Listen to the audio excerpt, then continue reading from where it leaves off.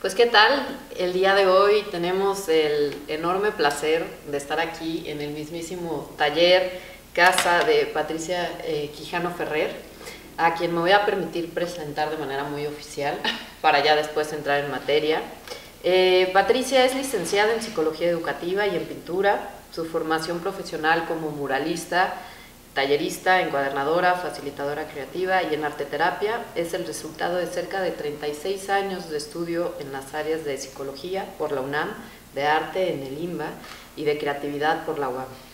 Desde 1988 ha realizado una treintena de obras murales de manera individual y colectiva y en colaboración con artistas de Estados Unidos, Inglaterra, Canadá, México. Fue además docente de pintura mural durante 17 años en la Escuela Nacional de Artes Plásticas de la UNAM y tallerista de educación continua en la UACM. Dirigió 7 años la coordinación de artes visuales de la Coordinadora Internacional de Mujeres en el Arte, grupo interdisciplinario de creadoras, gestoras culturales e investigadoras de México, Cuba y España, que han luchado por difundir, recuperar e internacionalizar y revalorar la obra de creadoras profesionales. Se ha dedicado también a relacionar el arte y la creatividad con temas como el muralismo, la ecología, la equidad de género y la no violencia, impartiendo además de talleres de muralismo, pintura, dibujo, encuadernación, reciclaje artístico de desechos inorgánicos, etc. Todo esto para niños, jóvenes y personas adultas en México y en el extranjero.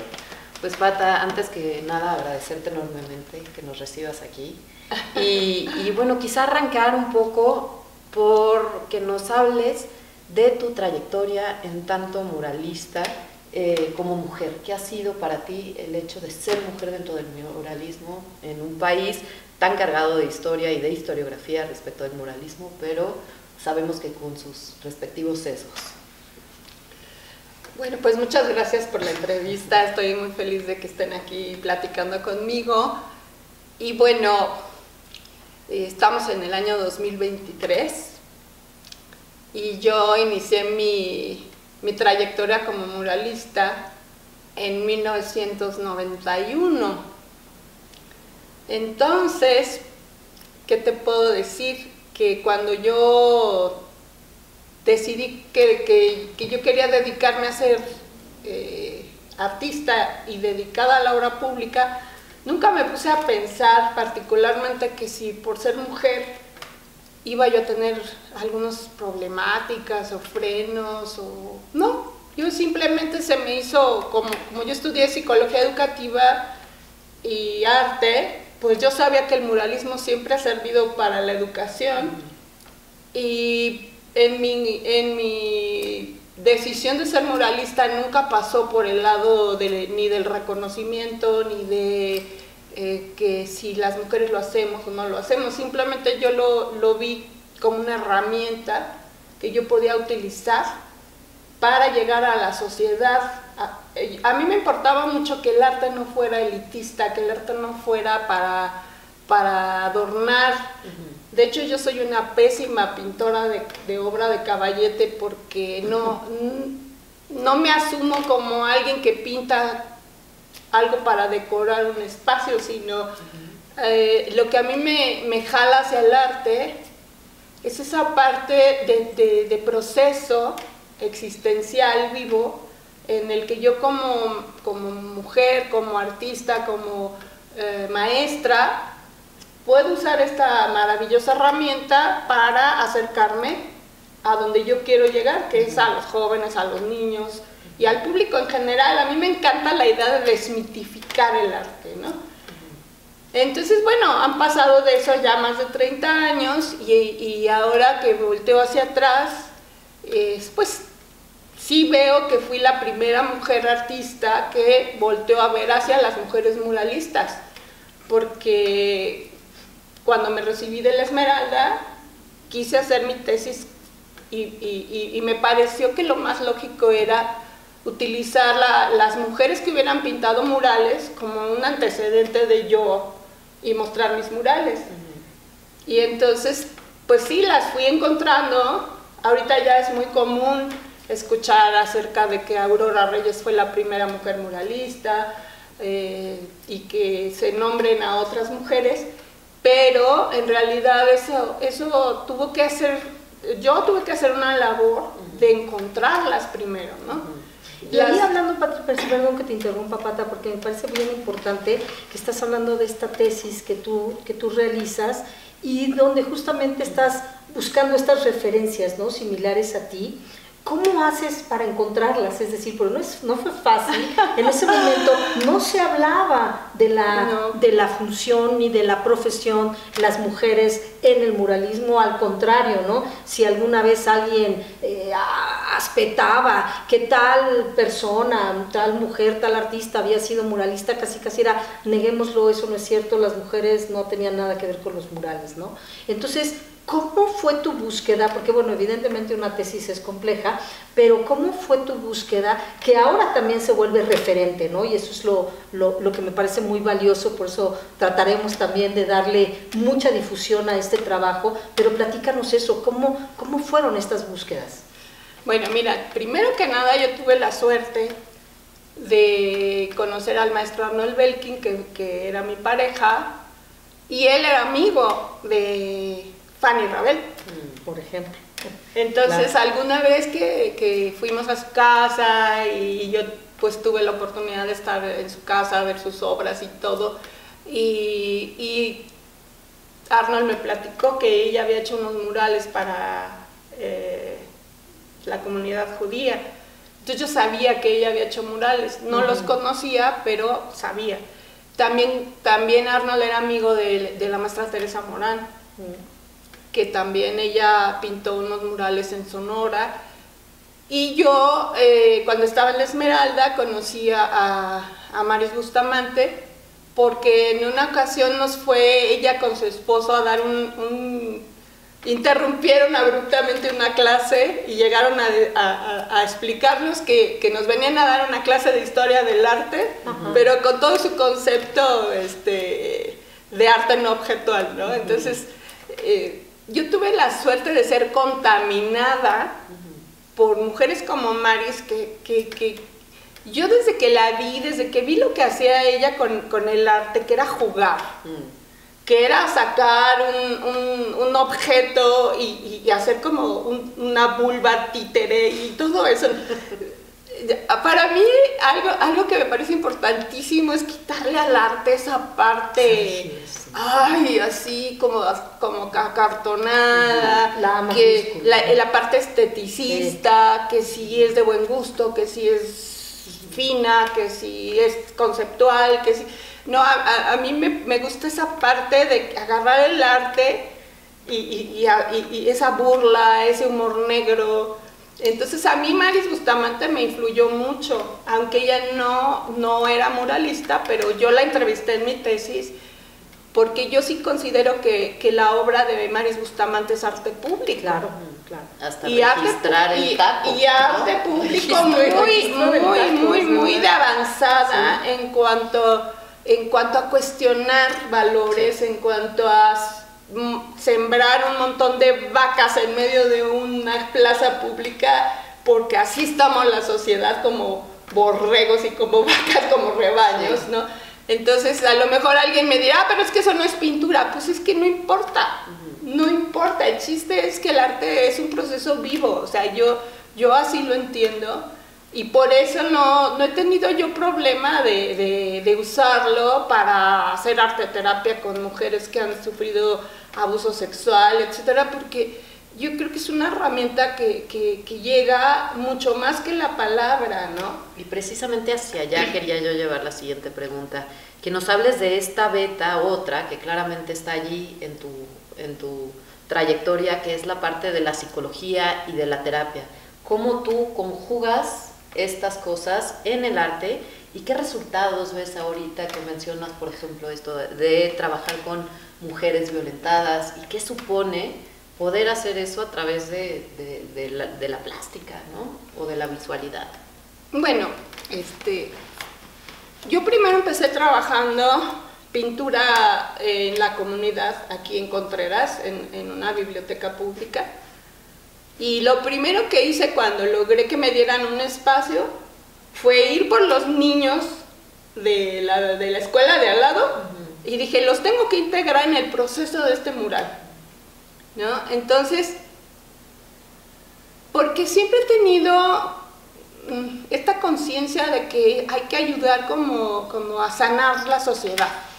O sea, ¿por qué? Pues porque yo soy de los años 70 y escuché a Mercedes Sosa, y sí creí siempre que este mundo puede ser mejor si lo hacemos desde una lucha social. No soy una persona violenta en el aspecto de que esté de acuerdo con enojarnos, con agarrar las armas. Respeto a quien sí, pero yo en lo personal siempre me ha interesado buscar la parte propositiva.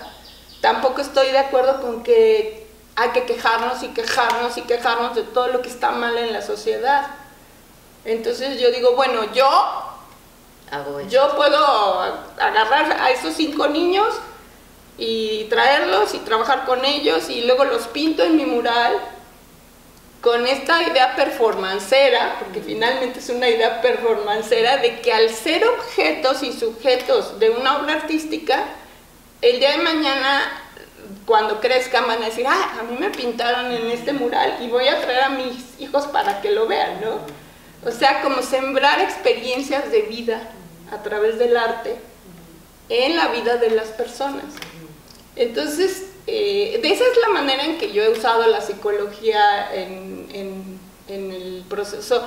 He tomado, sí, talleres de arteterapia con personas especializadas, y entiendo que los procesos de arteterapia son muy diferentes, es completamente otra cosa. Más bien aquí lo que yo hago no es arteterapia, sino es terapia artística, ¿no? Utilizar un medio, socializarlo.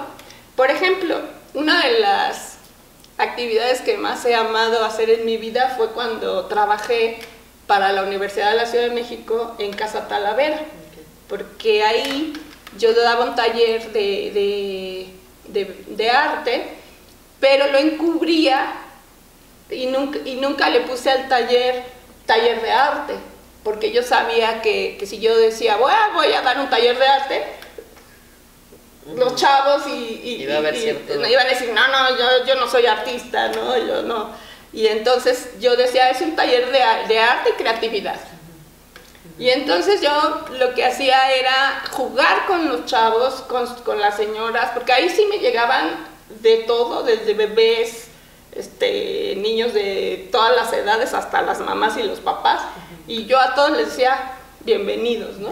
Porque yo entendía que lo importante de mi paso por las vidas de esas personas era sembrarles un espíritu creativo.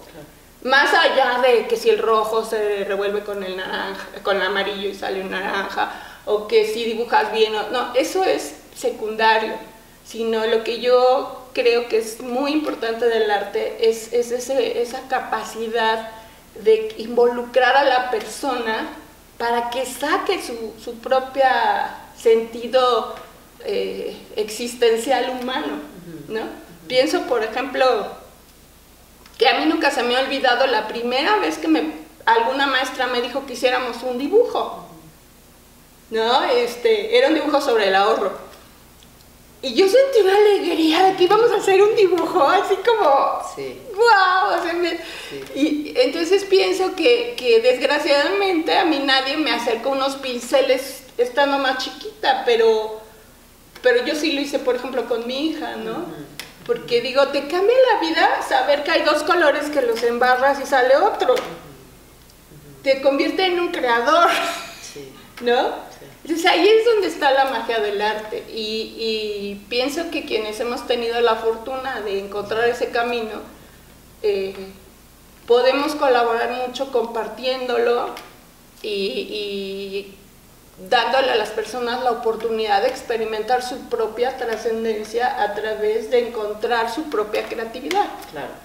Oye, Pata, y ahí, por ejemplo, también creo que es importante hablar, porque estás mencionando el arte público, que es donde tú pues te desempeñaste profesionalmente y te has desempeñado profesionalmente, y ahí es donde yo te quiero preguntar, porque justamente estamos acá reunidas porque bueno, este número de Antidogma está explorando justamente el arte público, el arte urbano, el arte de la calle, arte callejero, el arte mural, etcétera, porque pareciera que ahorita todo está de moda, ¿no? En estos 100 años de muralismo y de festejo, pero de pronto a mí me gustaría saber si en tu opinión hay como una diferenciación entre la manera de representar en la calle, ¿no? Las diferentes pues, pinturas que se hagan. Hablábamos y tuvimos esta oportunidad, que agradezco enormemente, de haber hecho todo este recorrido en el cablebús en Iztapalapa, que es maravilloso, porque a lo mejor uno no entiende que de pronto esta pintura a lo mejor no tiene un sesgo político o de denuncia, o podríamos inclusive mencionar que hay un feminismo light en algunas de las pinturas. ¿Y por qué digo light?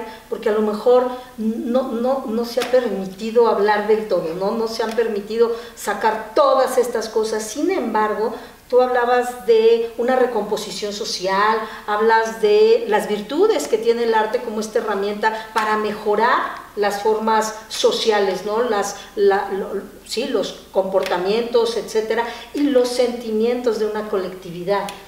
A mí me pareció, lo que nosotras vimos, que esos ensayos, esos trabajos sirven a la gente, porque la gente se siente más cómoda de ver sus espacios decorados de esa manera, ¿no? Y obviamente me parece que no para toda la gente van a decir lo mismo, porque las paredes hablan, en efecto, y cuando las pintas y trabajas algo, pues dicen muchas cosas, ¿no? Entonces, ¿eso tú crees, Pata, que ahorita hay como esta diferenciación entre quienes dicen qué, quienes dicen otra cosa? ¿Cómo percibes tú este decir, este lenguaje de los muros? Mira,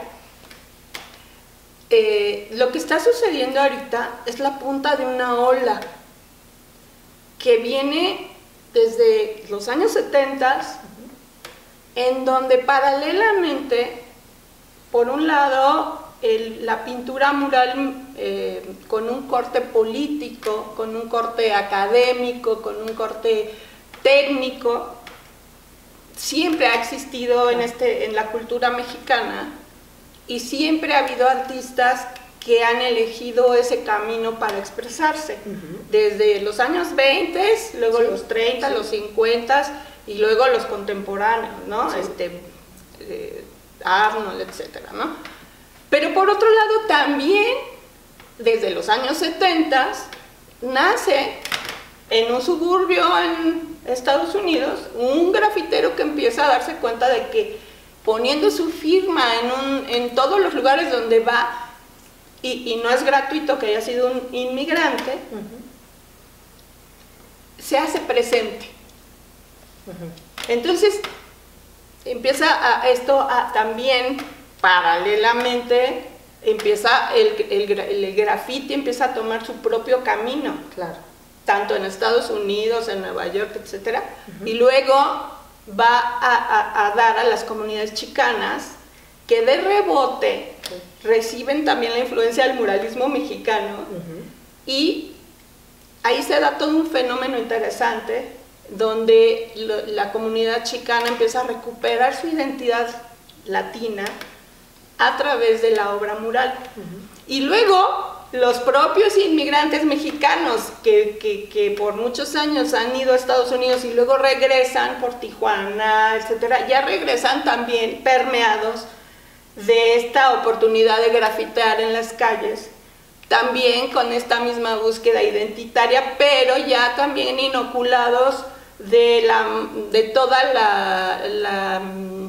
pues las vivencias americanas en el rap, en el reggaetón, en el o sea, y entonces regresa a México también esa influencia que también está presente. Entonces es como la música, por un lado la música clásica y por el otro el reggaetón y el hip hop y todo esto, pero siempre han existido. Claro. Lo que pasa es que no se veían.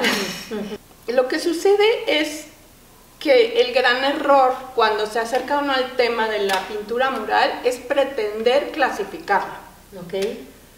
De entrada, el fenómeno del muralismo contemporáneo es un mosaico tan amplio como personas puede haber en el mundo, porque es un fenómeno mundial.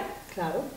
Entonces, pretender cuál es lo válido y qué no es lo válido es un error, porque desde el origen de la pintura mural siempre ha habido muralismo decorativo, muralismo religioso, muralismo político, muralismo didáctico. Eso ha sucedido siempre porque la pintura mural es una herramienta para hablar en voz alta. Exacto. Y para afectar a las sociedades. Entonces, así como actualmente vemos que los medios de comunicación masivos han integrado al planeta, entonces ahora se conoce lo que hay y se está sucediendo en otras partes, pero no quiere decir que antes no sucediera. Entonces a mí cuando me da ternura cuando actualmente muchos jóvenes dicen que el neomuralismo y que es como si fuera algo nuevo. No es algo nuevo. Lo que sí es un fenómeno nuevo y diferente es esta toma masiva de las calles. Claro. Que también tiene mucho que ver con el lugar y el permiso que ya obtuvieron las propias comunidades de diferentes tipos para ejercerlo. Claro. Ya no es ese graffiti clandestino, ya no es ese tagueo que haces de noche, que haces anónimamente. Al contrario, ahora ya incluso los mismos grafiteros y tagueros y todo salen en la foto y hasta firman orgullosamente. Claro. Sí. Y las propias comunidades culturales gubernamentales se han percatado que la pintura mural es una herramienta muy buena para sanear los diferentes lugares del país que están necesitados, número uno, de que la juventud se sienta tomada en cuenta. Claro. Número dos, de utilizar medios económicos, porque pintar las bardas es más barato que hacer otras incursiones mucho más de fondo para sanear la sociedad. Exacto. Entonces, a ver, grafiteros, vengan, yo les doy chance, hagan su trabajo, nadie los va a molestar y yo pues me beneficio de esta manera de ser leído como un gobierno tolerante hacia las comunidades jóvenes, ¿no? Ahora, también hay otro problema, pretender que los dos tipos de muralismo son lo mismo. No son lo mismo.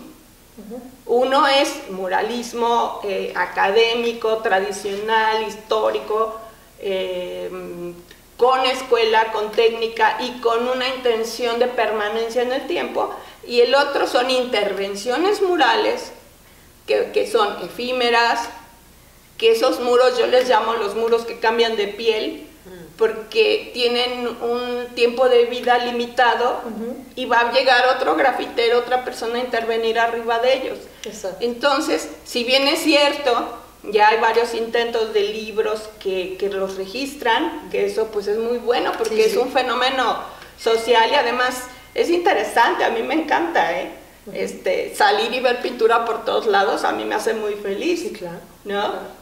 Pero yo sé que de alguna manera es algo que es una moda, está de moda hacerlo.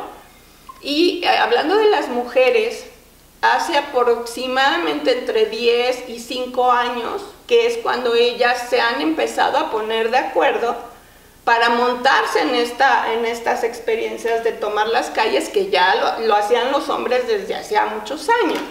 Y justo yo quiero, por un lado, destacar en tu labor esta beta, diría yo, no encuentro ahorita una palabra adecuada, pero de una bondad enorme en el sentido de que tú llegas, te posicionas y te interesa hacer una genealogía de quienes venían atrás. Reconocer a todas aquellas que te anteceden, situarte tú en el tiempo y, no contenta con eso, también haces, porque esto es en tiempo presente, una labor como de, no sé si sea amadrinamiento, para precisamente estas muchachas, estas chicas que, como bien dices, se están integrando a este movimiento quizá de manera más reciente. ¿Cuál es tu labor ahí como de acompañamiento, de todo? Porque creo que es también algo bien importante de reconocer. Pues mira, yo me doy cuenta que quedé yo como atrapada entre dos tiempos y yo soy como la representante del intermedio. Entonces, hablando de mis antecesoras, las amo, las adoro, las honro, porque tuvieron que ser muy bravas para tomar los muros. Pésele a quien le pese, y pintando como pudieron pintar. A pesar de todas las críticas. Yo siempre he dicho y lo repito, si Siqueiros pudo hacer un primer mural espantoso, ¿por qué las mujeres y particularmente María Izquierdo, que fue a la que agredieron mucho, no tenía derecho de hacer un primer mural que seguramente le hubiera quedado, si hubiera respetado su técnica primitivista preciosa que tenía, pues hubiera sido algo muy interesante, sí. ¿No? Entonces, ahí es donde está el punto que yo digo, todas tenemos el derecho, todas y todes y todos, de expresarnos, sí. ¿No? Y como dicen, y eso es algo que, volteando a ver a las chicas grafiteras, no estoy haciendo yo ninguna labor, más bien estoy respetando ese fenómeno y me he metido a conocerlas para entenderlo. Entiendo. ¿Sabes? O sea, sería yo mentirosa si te dijera que yo las he ayudado. Okay. No. Yo lo que hago es ir y conocer el fenómeno y precisamente para entenderme a mí. Porque fíjate, ahorita acaba de pasar un encuentro que se llamó Juntas lo hacemos mejor. Entonces yo voy, las veo rapeando, las veo a una chica que trae a su bebita, que trae a su pareja y que después se fue al día siguiente a grafitear. Y digo, ¿en qué se parece ella a mí? Y sí me acordé que yo cuando nació mi hija y yo estaba empezando en la Esmeralda, no, estaba en tercer año en la Esmeralda, yo iba con mi hija desde un año en el Bambineto a la clase de dibujo de desnudo y bueno, no faltaba que después se armara una pachanga y estuviéramos bailando con el tri, ¿no? Bailando la loca canción de amor o hermosa canción de amor, ¿cómo se llama? En esta triste canción de amor. Y digo, claro, a mí es mi momento, me juzgaron, no tienes idea, porque yo me divorcié, porque yo fui una irresponsable, porque cómo era posible que me llevara la niña a la escuela, o sea, toda esa estigmatización de una mujer queriendo simplemente tener el derecho de crear y de ser artista y de atreverte. Sí. Y entonces eso es lo que me hermana con ellas, porque yo las veo haciendo lo mismo, pero ahora ellas ya pudieran ser mis hijas. Entonces ya no recibieron tanta represión de no puedes y no debes. Entonces el gran gozo que yo tengo cuando estoy con ellas es ese, es volver a vibrar esa pasión de darte el permiso de ser quien eres. Porque como mujeres efectivamente eso es incomprendido. ¿Por qué necesitas eso? Y más si te vas a una vocación de pintura mural, ¿por qué necesitas salirte de tu casa? ¿Por qué necesitas? Bueno, pregúntaselo a todas esas maravillosas mujeres que son creadoras de la cultura mexicana con voz femenina, o con voz transvesti, o con voz gay, o sea, pues porque tenemos derecho a ser y a existir. Y ahí es donde está la importancia del fenómeno muralístico actual, en donde hay muchas chicas, algunas por moda, algunas por irse con sus cuatas, algunas por fumar mota, algunas por bailar. O sea, cada quien tiene su motivación, pero lo importante es que se están abrazando entre ellas y que están diciendo aquí estamos y la calle es nuestra Eso. y es nuestro Qué derecho. importante es eso. Cosa que en mi generación fuimos mujeres muy solitarias y no se diga las generaciones de mis antecesoras, porque verdaderamente estaban muy solas también, ¿no? Sí. Salvo las que se atrevieron, como la maestra Aurora Reyes, a ser sindicalista, ¿no? Que entonces formó su grupo con este tipo de denuncia social. Entonces, eso es lo que nos junta a las mujeres en las diferentes épocas. Número uno, darnos el permiso de existir como seres humanos, como personas y de realizarnos. Y que nadie nos diga cómo lo tenemos que hacer. A lo mejor nos vamos a equivocar o no, pero nadie nos va a negar el permiso de buscarlo, ¿no?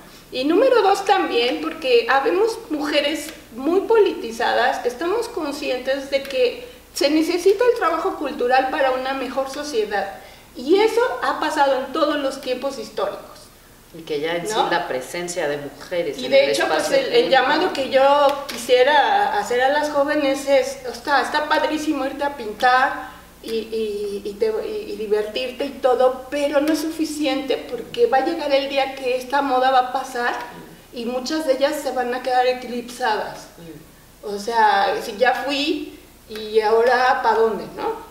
Pues ¿a dónde? Pues al seguir a seguirte preparando, a seguir siendo mujeres conscientes de que pueden aportar mucho a esta sociedad. Y no se trata nada más del desmadre por el desmadre, Claro. que está padrísimo, lo respeto, pero que hay algo más allá, ¿no? Sin duda. Sí. Entonces, Y no crees, Pata, porque eso que dices me parece a mí súper importante justamente para la trascendencia, para lo que viene después, porque para nosotras es súper importante hablar de herencias culturales, ¿no? Y en este sentido, pues las herencias culturales inmateriales, ¿no? Todos los conjuntos de saberes, todo este conocimiento que se está poniendo ahí, todas estas voces que están enunciando su propio decir, como tú dices, lo que sienten, lo que las impulsa, lo que es este espíritu creativo, ¿no? Y yo pienso que justamente la amalgama de tantas y tantas manifestaciones en esta ola, como dices tú, a mí me parece que en un momento dado pues va a derramar, ¿no? Va a derramar y en generaciones futuras también va a permitir que estas mujeres que fueron invisibilizadas y que tú de pronto rescatas en tu tesis y en tantos coloquios en los que has participado, en tantas conferencias, pues justamente ese rescate hoy por hoy pues las hace ya existir en una historia que no se contaba, ¿no? Entonces me parece que también es importante ver, no sé si tú coincidas, en el día a día, cómo la historia se va transformando y cómo en el futuro, yo pienso que hay una esperanza donde justamente cada vez haya más participantes, mujeres, juventudes, infancias, que se den cuenta de este potencial que tiene ese poder hablar a través de su arte, ¿no? A través de su creación.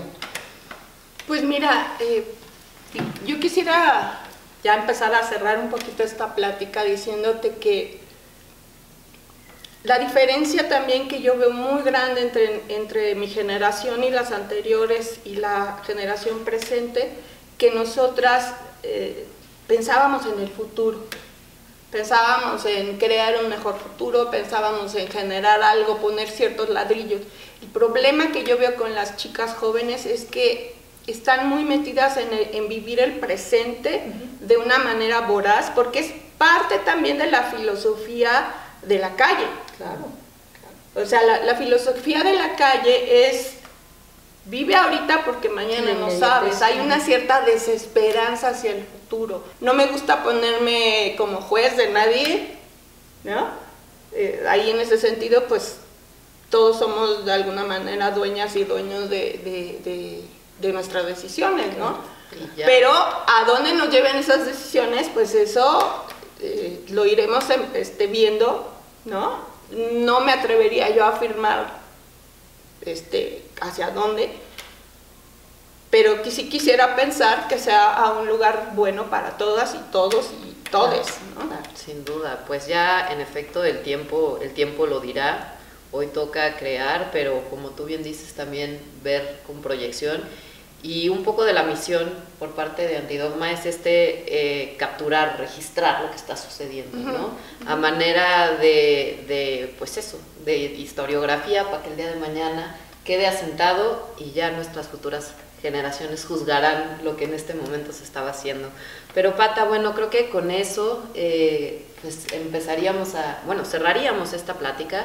De nueva cuenta agradeciéndote enormemente tu hospitalidad, el recibirnos aquí y esta charla tan deliciosa, y quizá también hacer extensivo el agradecimiento a Esperanza, que está detrás de cámara y que nos apoya en la labor tanto de edición como de levantamiento de imagen. Pues muchas gracias y sí decirle a las compañeras que en lo que yo siempre pueda apoyarlas y compartir conocimiento y organizar cosas para que entre todas tengamos una mejor visión, pues aquí estoy dispuesta a recibirlas y de hecho ellas ya han venido aquí algunas veces a platicar, ¿no? Y eso me encanta porque finalmente eso es lo que nos hace humanos y humanas. El poder intercambiar ideas y aprender unos de las otras y las otras de los unos y pues esto es el fenómeno y en ese sentido yo sí quiero decirte que me parece muy interesante la pluralidad, ¿no? O sea, eso es algo hermoso, en sí mismo es algo hermoso, que por eso no hay que tratar de emparejar, ¿no? Porque si tú ves la naturaleza, hay flores de todos los tipos, árboles de todos los tipos, animales de todos los tipos, entonces ¿por qué los seres humanos no podemos ser de todos los tipos? Claro, ¿no? Sí puede. O sea, no, al contrario, creo que eso ya también queda en formas de educación dogmáticas y que hicieron mucho daño a nuestros ancestros, a nuestros padres, abuelos, abuelas. Entonces, pues no, hay que estar abiertos y abiertos a todo y ser respetuosos, eso sí. Muchas gracias, Pata, rompamos los dogmas, no cabe duda. Muchas gracias. Sí, antidogmas. Somos antidogmas. Sí. Gracias.